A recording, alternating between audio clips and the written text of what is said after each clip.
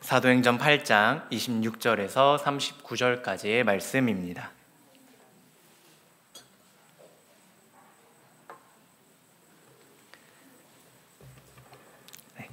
제가 한 절, 여러분들이 한 절 읽고 마지막은 교독하도록 하겠습니다.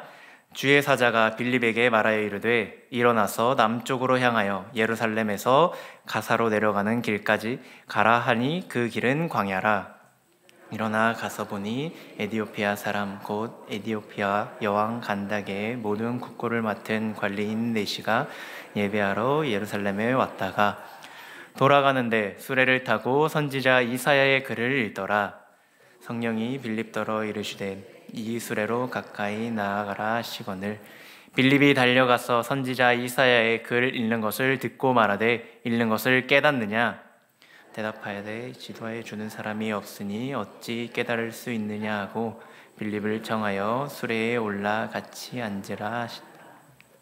읽는 성경 구절은 이것이니 일렀으되 그가 도살자에게로 가는 양과 같이 끌려갔고 털 깎는 자 앞에 있는 어린 양이 조용함과 같이 그의 입을 열지 아니하였도다. 그가 굴욕을 당했을 때 공정한 재판도 받지 못하였으니 누가 그의 세대를 말하리요? 그의 생명이 땅에서 빼앗김이로다 하였거늘 그 내시가 빌립에게 말하되 청컨대 내가 묻노니 선지자가 이 말한 것이 누구를 가리킴이냐? 자기를 가리킴이냐? 타인을 가리킴이냐? 빌립이 입을 열어 이 글에서 시작하여 예수를 가르쳐 복음을 전하니 길 가다가 물 있는 곳에 이르러 그 내시가 말하되 보라 물이 있으니 내가 세례를 받음에 무슨 거리낌이 있느냐? 이에 명하여 수레를 멈추고 빌립과 내시가 둘 다 물에 내려가 빌립이 세례를 베풀고 함께 읽겠습니다. 둘이 물에서 올라올새 주의 영이 빌립을 이끌어 간지라 내시는 기쁘게 길을 가므로 그를 다시 보지 못하니라. 아멘. 오늘 성령께서 빌립을 통해 에디오피아 내시에게 복음을 전하는 말씀입니다. 에디오피아 내시가 선지자 이사야의 글을 읽고 광야의 길을 가고 있을 때 빌립을 만나 말씀의 의미를 깨닫게 됩니다. 그리고 예수 그리스도의 복음을 받아들이게 됩니다.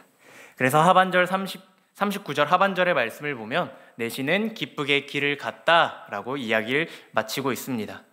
복음은 이처럼 좋은 소식이며 기쁜 소식입니다. 그래서 복음을 받아들인 내시가 마음의 기쁨을 가지고 길을 가게 된 것입니다.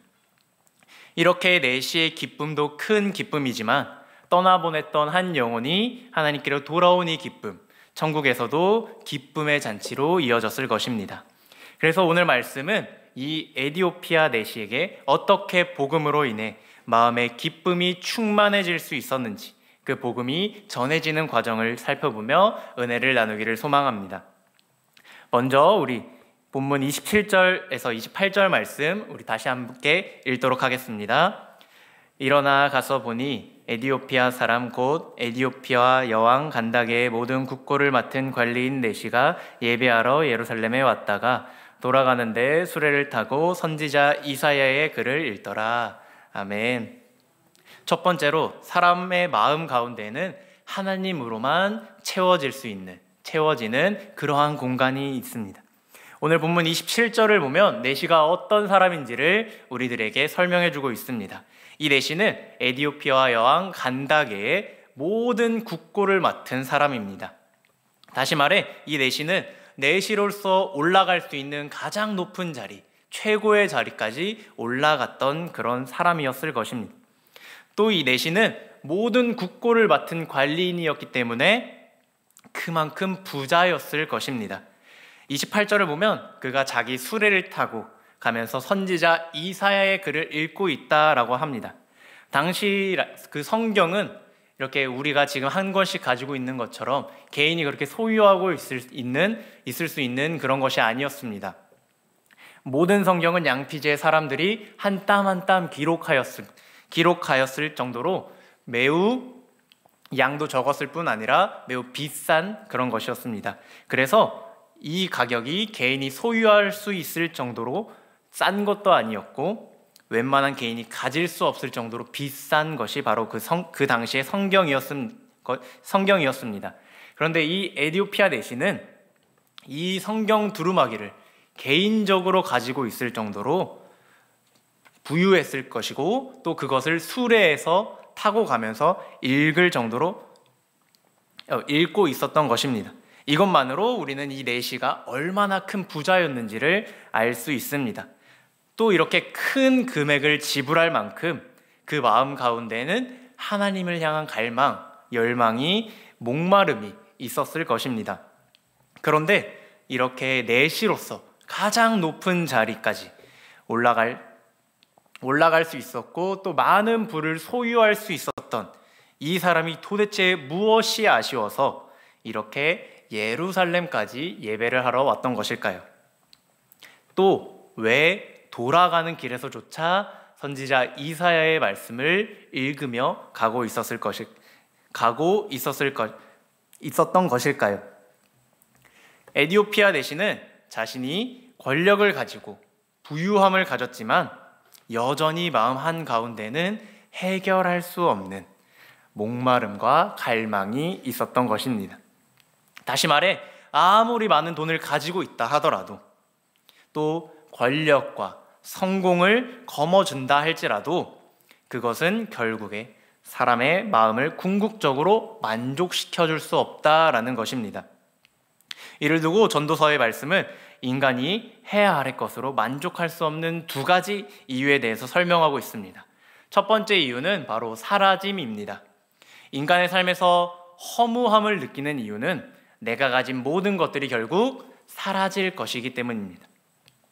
지금은 에디오피아 내시가 모든 국고를 맡은 최고의 관리인이지만, 그러한 권력자라고 할지라도 그 부와 지위가 언제까지고 영원하지 않다라는 것입니다. 삶은 시간의 지배하에서, 그 지배 아래에서 그 시간을 막을 수가 없습니다.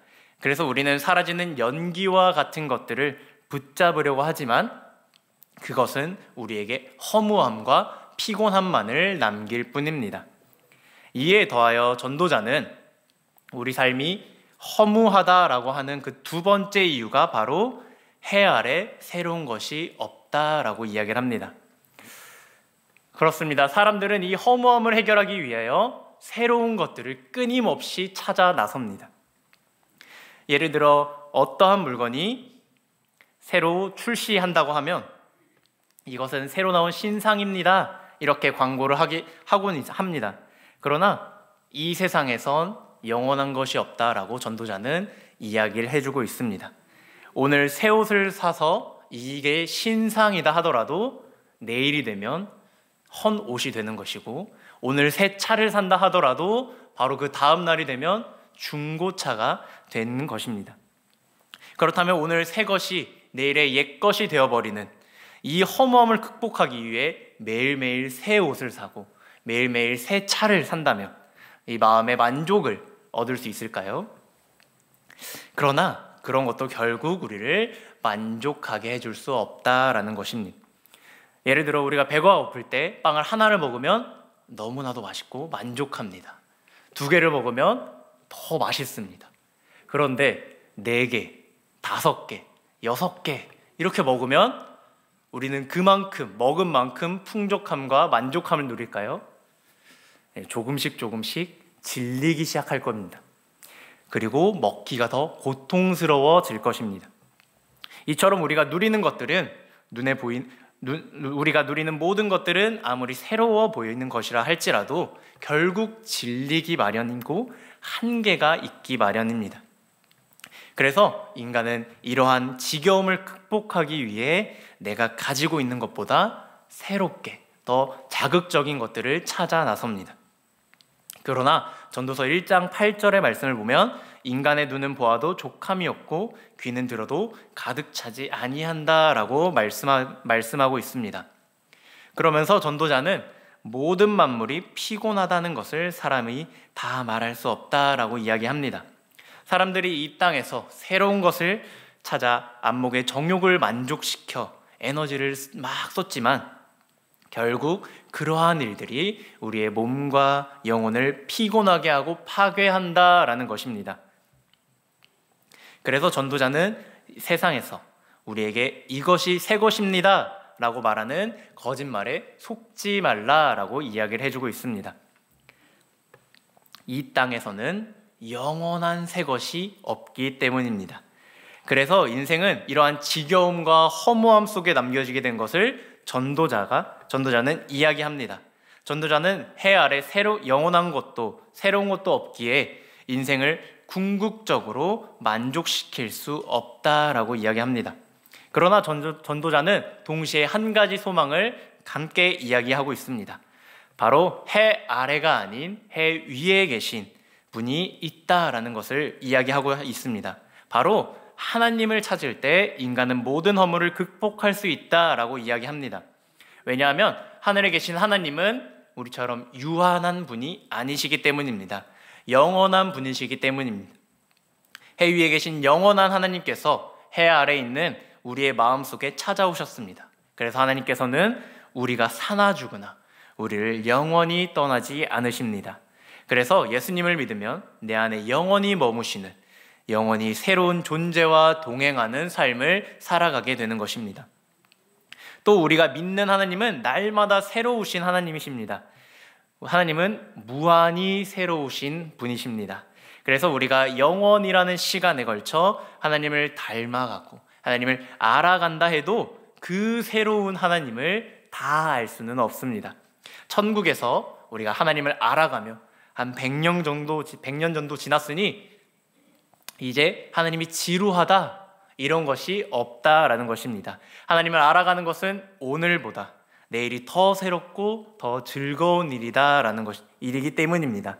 마치 너무나도 재미있는 드라마가 끝도 없이 계속해서 이어지는 것 같은, 우리에게 계속해서 큰 즐거움과 재미를 부여해주고 있는 것과 같은 일인 것입니다.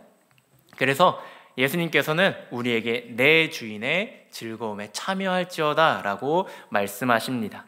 날마다 새로워지고 무한하시며 영원하신 하나님과 그 기쁨의 시간을 보내도록 우리를 초청하는 것, 그것이 바로 복음의 기쁜 소식인 줄을 믿습니다.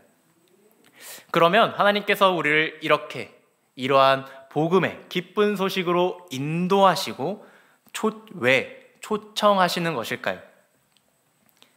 그리고 어떻게 우리를 그 복음의 기쁜 소식 안으로 인도해 주시는 것일까요? 두 번째로 성령 하나님의 부르심만이 우리를 복음의 기쁨에 이르도록 한다라는 것입니다. 오늘 본문에 나오는 이 에디오피아 내시는 이방 사람이었습니다. 그럼에도 불구하고 예루살렘에 찾아와서 예배를 드렸고 돌아가는 길에 이사야의 글을 읽었습니다. 내시는 세상에서 성공하고 부와 권력을 가진 사람이었지만 그의 마음에 찾아오는 번민이 이토록 간절히 하나님을 찾게 했을 것입니다. 그런데 이 내시의 마음 가운데 하나님을 찾는 마음을 불러일으켜 주시고 또 이 이방인인 내시 한 사람을 위해 빌립을 광야에까지 보내주신 분은 바로 성령 하나님이십니다. 그래서 오늘 말씀을 보면 주의 사자가 빌립에게 광야로 가라 라고 명령하셨습니다. 그리고 성령께서 빌립에게 에디오피아 내시가 타고 있는 수레로 가까이 가라 라고 말씀하십니다. 빌립은 전혀 생각지도 못했던 이 에디오피아의 이방인 내시가 복음을 들을 수 있었던 것은 전적으로 성령의 부르심이었습니다. 그래서 로마서 8장 30절은 이러한 구원의 부르심에 대해 말씀하고 있는데 우리 함께 읽도록 하겠습니다. 또 미리 정하신 그들을 또한 부르신 그들을 또한 의롭다 하시고 의롭다 하신 그들을 영화롭게 하셨느니라. 아멘.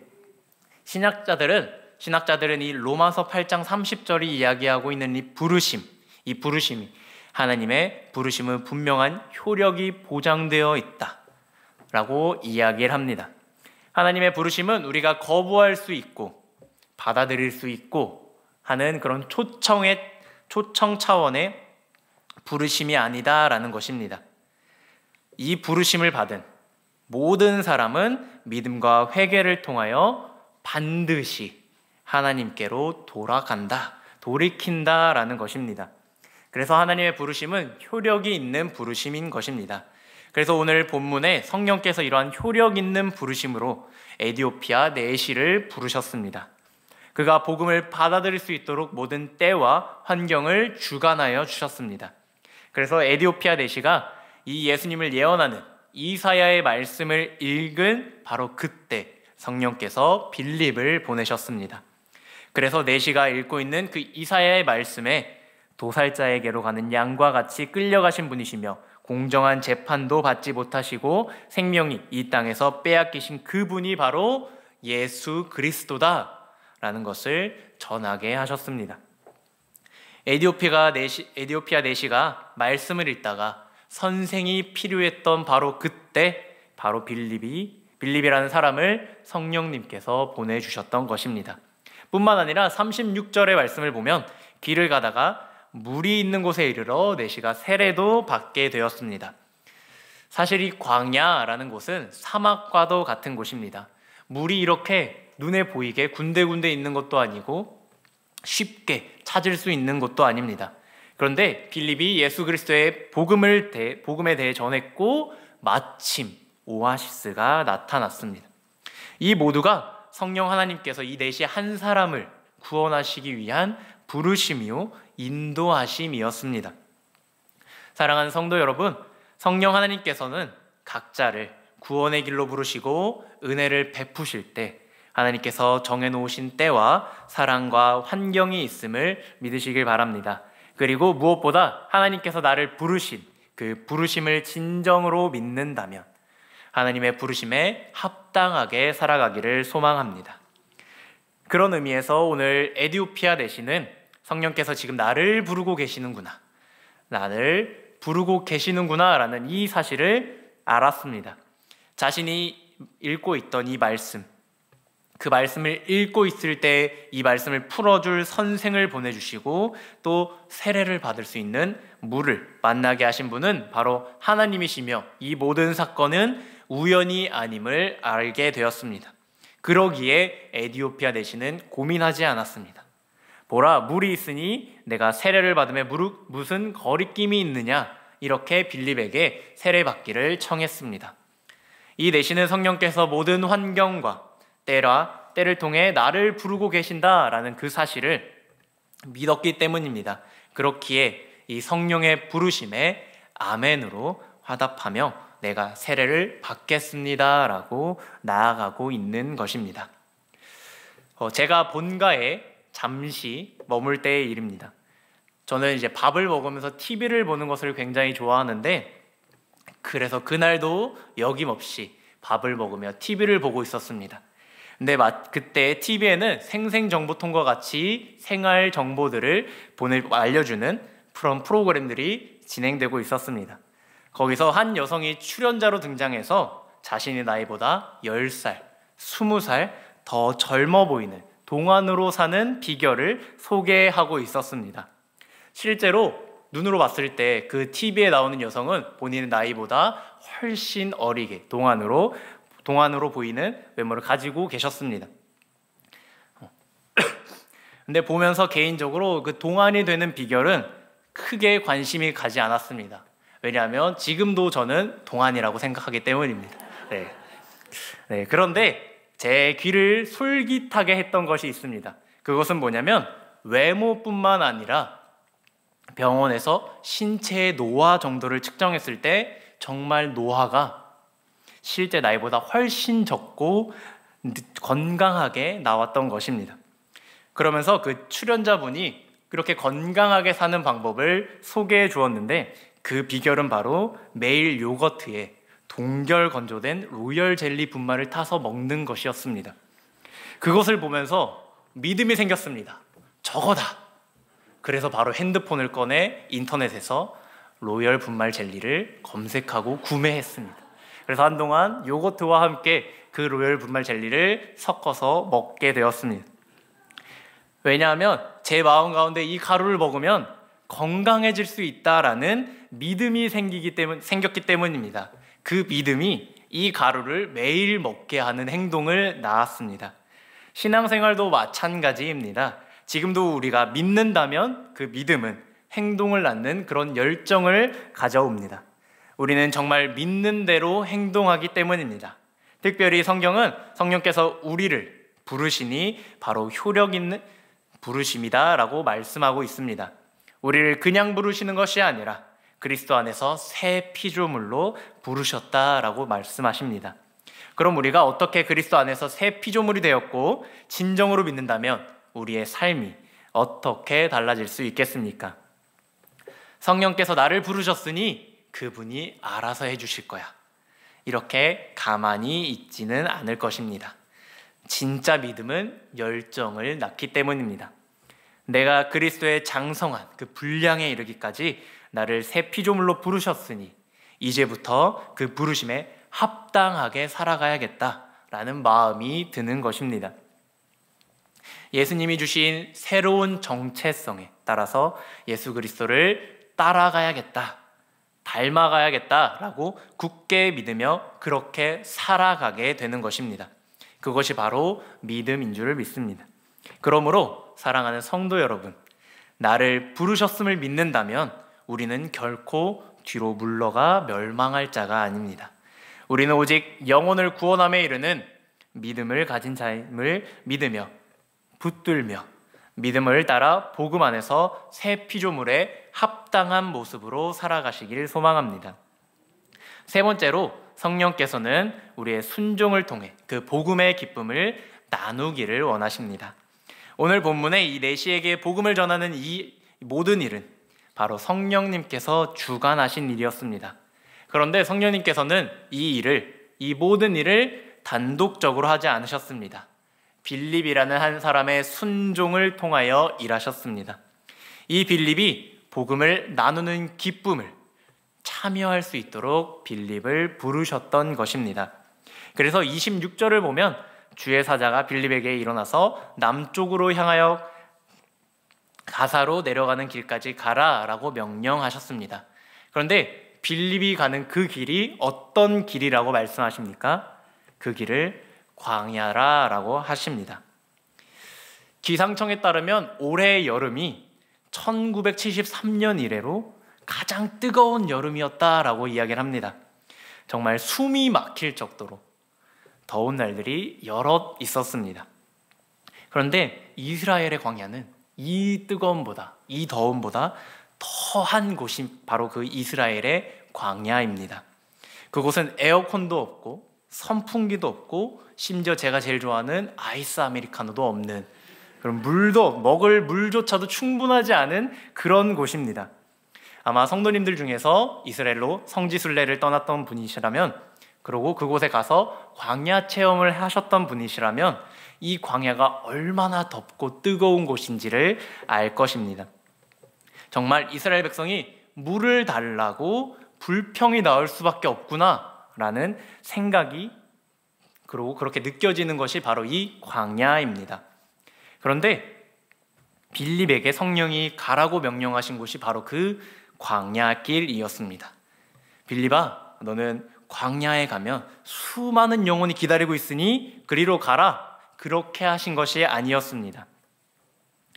빌립이 막상 그곳에 가보니 그곳에는 어떤 이방인 내시가 한 명을 위해, 그곳에는 이방인 내시 한 명을 위해 성령님께서 빌립을 보내던 것이었습니다. 그래서 이 빌립이 말씀에 순종하여 그 광야길을 걸어갔을 때 힘들었을까요? 아니면 힘들지 않았을까요? 우리가 아무리 좋은 목적을 가지고 가는 길이라 할지라도 육체가 힘든 것은 또 힘든 것입니다. 뜨거운 그 광야길을 걷는 것이 수고롭고 힘든 일이 아니다라고 하면 거짓말일 것입니다. 성령 하나님께서는 이런 빌립의 수고로운 순종을 사용하셨습니다. 빌립이 광야를 걸어가는 그 수고를 통해 천하보다 귀한 한 영혼을 구원하시는 데 사용하신 것입니다. 사랑하는 성도 여러분, 성경은 이처럼 나의 수고로운 삶을 통해 다른 누군가가 복을 얻게 될 때 그 모습을 보고 너는 참 형통하다, 복이 있다, 이렇게 이야기합니다. 하나님께서는 믿음의 조상 아브라함을 부르신 이유와 목적도 이와 같았습니다. 내가 너를 통해 천하 만민이 복을 얻게 하겠다라고 하셨기 때문입니다. 그런데 아브라함은 이 복된 삶을 살아내기 위해 본토 친척 아비의 집을 떠나는 그러한 수고와 모험과 희생을 감당해야 했습니다. 하나님께서는 이처럼 아브라함의 순종을 통해 천하 만민에게 복을 주시는 통로로 사용한 것입니다. 성경에 보면 아브라함뿐만 아니라 여러 성경의 인물들이 이러한 복된 삶을 살아낸 것을 알 수 있습니다. 그 중 한 명이 바로 요셉입니다. 요셉은 보디발의 집에 노예로 팔려가고 또 감옥에서 누명을 쓰고 억울하게 감옥으로 들어가기도 했습니다. 그럴 때마다 성경은 요셉을 향해 그가 형통하였다라고 말씀하십니다. 요셉의 입장에서 어떤 것이 형통한 것입니까? 노예가 아니라 풀려나서 집으로 돌아가는 것, 감옥에서 자유를 얻는 것, 그것이 요셉의 입장에서 형통한 것이 아니었을까요? 그러나 성경은 노예로 팔려갔음에도 불구하고 감옥에 들어갔음에도 불구하고 그가 형통하였다라고 말씀하십니다. 그리고 그 형통함의 결과는 바로 요셉이 있는 곳이 복을 받은 것입니다. 바로 요셉을 통하여 말입니다.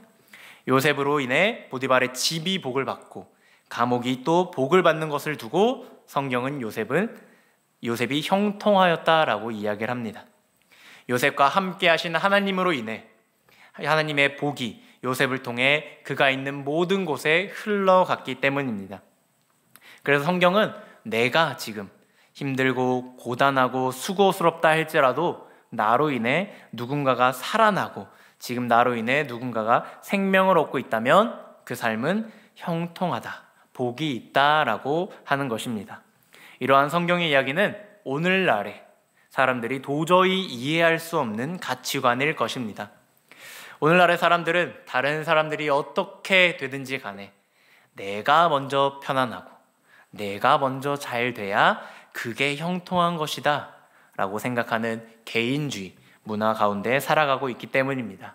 아니 어쩌면 성경의 요셉조차도 내가 처한 상황이 형통하다니요, 나도 이해할 수 없습니다 라고 그렇게 고백했을지도 모르겠습니다.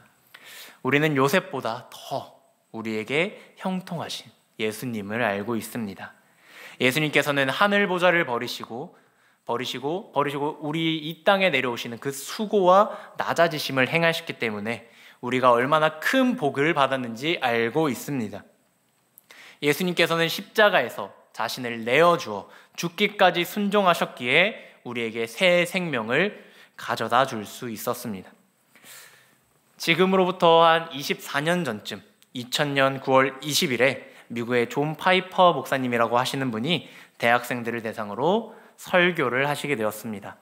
존 파이퍼 목사님은 성령의 기름 부으심을 구하며 자신이 목회하던 교회에서 3주 전에 일어난 일로 설교를 시작하셨습니다. 이 존 파이퍼 목사님이 목회하던 교회에 아주 슬픈 소식이 전해졌습니다. 그 소식은 교회에서 선교사로 파송했던 루이 엘리어슨과 로라 에드워즈가 선교지인 카메룬에서 죽었다라는 소식입니다. 루비 엘리어스는 80이 넘는 나이에도 불구하고 홀로 지내면서 미전도 종족과 가난한 자들과 병든 자들에게 복음을 전하는 자의 인생을 살아갔던 사람입니다. 또 이 루이 엘리어슨과 함께 죽음을 맞이한 이 로라는 카메룬에서 이 루비 엘리어슨의 곁을 지키며 복음 사역을 도왔고 그 또한 과부였고 의사였습니다. 그런데 이 두 사람이 탄 자동차가 브레이크가 고장나서 자동차가 절벽 아래로 떨어지게 되었고 그 자리에서 즉사하게 되었습니다. 존 파이퍼 목사님은 이 슬픈 소식에 대해 교인들에게 물었다고 합니다. 성도 여러분, 이것은 비극입니까? 존 파이퍼 목사님은 이것은 비극이 아닙니다. 이것은 영광이었습니다 라고 이야기했다고 합니다. 존 파이퍼 목사님은 이러한 자신의 교회 이야기를 전하면서 대학생들에게 이렇게 이야기했습니다. 이제부터 진짜 비극이 무엇인지 말씀드리겠습니다. 존 파이퍼 목사님은 대학생들을 향해 리더스 다이제스트라는 한 잡지의 페이지를 읽기 시작했습니다. 밥과 페니는 동북 지역에서 하던 일을 그만두고 5년 전에 조기 은퇴를 하였습니다. 밥은 59세, 페니는 51세에 은퇴하였습니다. 그들은 플로리다주의 푼타고다에 살고 있었습니다. 그들은 10m짜리 자신의 배를 몰고 소유하고 있었으며 소프트볼을 즐기고 조개를 수집하고 있었습니다. 존 파이퍼 목사님은 말을 이어갔습니다. 청년 여러분, 방금 읽어드린 이 기사는 바로 아메리카 드림입니다.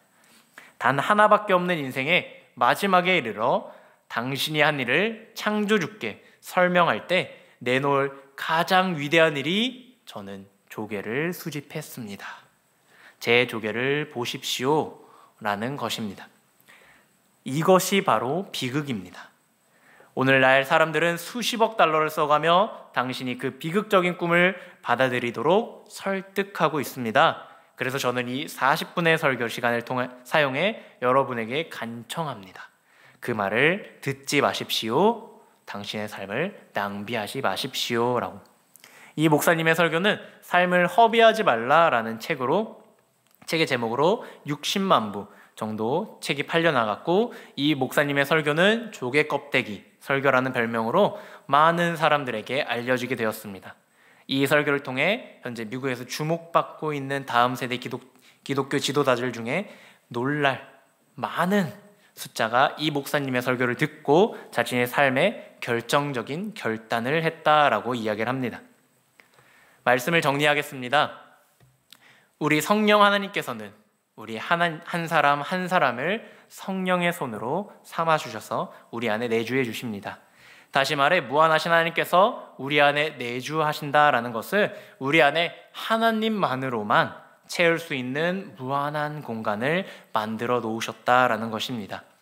그래서 우리 마음은 오직 하나님으로 채워질 때 이 삶의 허무에서 벗어날 수 있습니다. 참된 의미의 목적과 만족을 얻을 수 있는 것입니다. 오직 우리 하나님만이 영원하시며 날마다 새로운 분이시기 때문입니다. 그러므로 우리 희생의 궁극적인 목적과 기쁨을 하나님에게서 찾으시길 바랍니다. 하나님 안에서 만족과 기쁨을 맛보며 그 기쁨을 전하시길 바랍니다. 무엇보다 이 복음을 전하는 일이 비록 그 일에 많은 수고와 희생이 따른다 할지라도 이 일은 영광스럽고 영원한 가치가 일인 것임을 믿습니다. 왜냐하면 나를 통해 하나님의 복이 흘러가는 일이기 때문입니다. 반대로 우리가 이 땅에서 나의 안위와 즐거움만을 최고의 목적으로 살아간다면, 조개 껍데기를 모으기 위해 살아간다면 그 삶은 허무할 것입니다. 그러한 삶은 아메리카 드림이나 코리안 드림이 아니라 하나님 앞에 섰을 때 참으로 부끄러운 모습으로 비극적인 삶이 될 것입니다. 그러므로 나를 통해 이 세상에 하나님의 생명과 복이 흘러가도록 복음을 누리며 복음을 전하시길 바랍니다. 그래서 이 땅의 빛과 소금으로 살아가는 저와 여러분들이 되시기를 간절히 소망합니다.